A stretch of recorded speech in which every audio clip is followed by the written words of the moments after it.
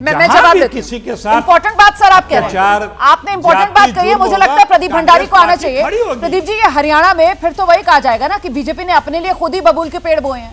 मतलब आज भी विनेश फोगाट, बजरंग पुनिया जब कांग्रेस में शामिल हो रहे थे, उस मंच से उनकी तरफ से बार बार इस बात को कहा गया कि हम मांग क्या कर रहे थे, हम तो सिर्फ अपने लिए इंसाफ की मांग कर रहे थे। वो कह रहे हैं सब हमारे साथ खड़े हुए थे, देश हमारे साथ खड़ा था, और हमारे खिलाफ कौन खड़ी हुई थी? सिर्फ बीजेपी। क्यों थे आप लोग खिलाफ सर? जबकि जिस बात का जिक्र अभी अखिलेश जी कर रहे हैं, वाकई में वो चार्जेस तो तय हुए हैं ना, और उसको खारिज कराने के लिए बृजभूषण जी हाईकोर्ट तक गए और वहां से वापस बैरंग उनको लौटना पड़ा। मतलब मामला तो चलेगा ना उनके खिलाफ। रुमाना जी देखिए, राहुल गांधी जी बेल पे हैं और कांग्रेस के कई लीडर जिस वक्त बेल पे हैं, तो हम केसेस की बात करने जाएंगे तो आगे तक बात जाएगी। पर मैं आपको बताना चाहता हूं, मैंने घड़ी क्यों दिखाई है आपके शो में, क्योंकि टाइम टिक हो रहा है। एक महीने में हरियाणा का चुनाव है और इसीलिए इमीडिएट इफेक्ट से रेजिग्नेशन लिया गया है, क्योंकि कांग्रेस पार्टी को पता है कि वो हरियाणा का चुनाव नहीं जीत रही है। मैं बताना चाहता हूं क्यों। इन्होंने कहा कि भाई हम राजनीति करते हैं। मैं आपको स्टेटमेंट बताना चाहता हूं। 7 अगस्त 2024 को प्रधानमंत्री नरेंद्र मोदी जी ने विनेश फोगाट के साथ में खड़े हुए।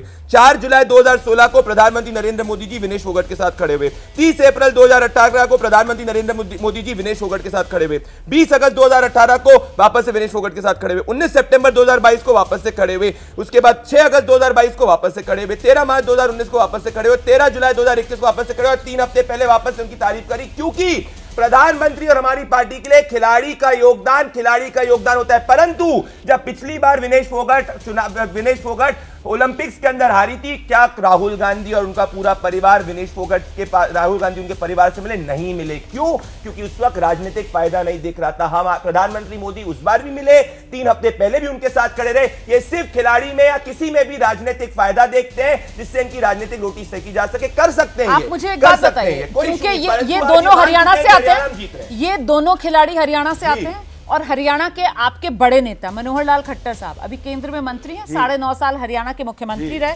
उनका बयान आपने देखा?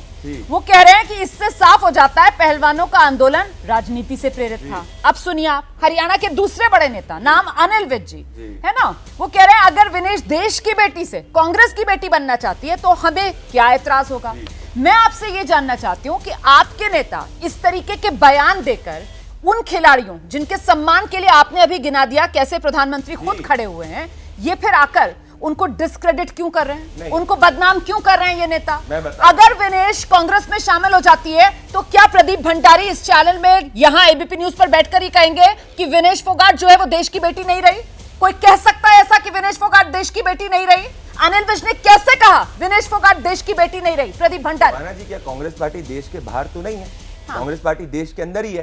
तो मान लीजिए अगर कोई कांग्रेस की बेटी बोल रहा है तो इसका ये मतलब तो नहीं कि उसकी भारतीय नागरिकता कह रहा है कि वो नहीं बनती। लेकिन वो ये कह रहे हैं कि देश की बेटी से कांग्रेस की बेटी, वो खुद ही कह रहे हैं। सुनिए तो सही रुमाना जी, पहले उनको देखा ये राजनीतिक लेंस से नहीं देखा जाता था, पहले उनको सिर्फ एक खिलाड़ी के लेंस से देखा जाता था। आज जब वो कांग्रेस पार्टी की कार्यकर्ता बनी है तो ये स्वाभाविक है कि उनको एक कांग्रेस पार्टी के कार्यकर्ता और नेता के रूप में देखा जाएगा। रुमाना जी एग्जांपल देना चाहता हूं। कल को मान लीजिए विनेश फोगाट ने किसानों के खिलाफ बयान दिया, क्या आप ये नहीं चलाएंगी टिकर पे कि कांग्रेस नेता विनेश फोगाट ने किसानों के खिलाफ बयान दिया? या कल को आप विनेश फोगाट से सवाल ये नहीं पूछेंगी कि विनेश फोगाट जो है बंगाल की बेटी के लिए आवाज क्यों नहीं उठा रही, या मान लीजिए हरियाणा की दूसरी बेटियों के लिए आवाज क्यों नहीं उठा रही? पूछेंगे आप, क्योंकि वो कांग्रेस की कार्यकर्ता है।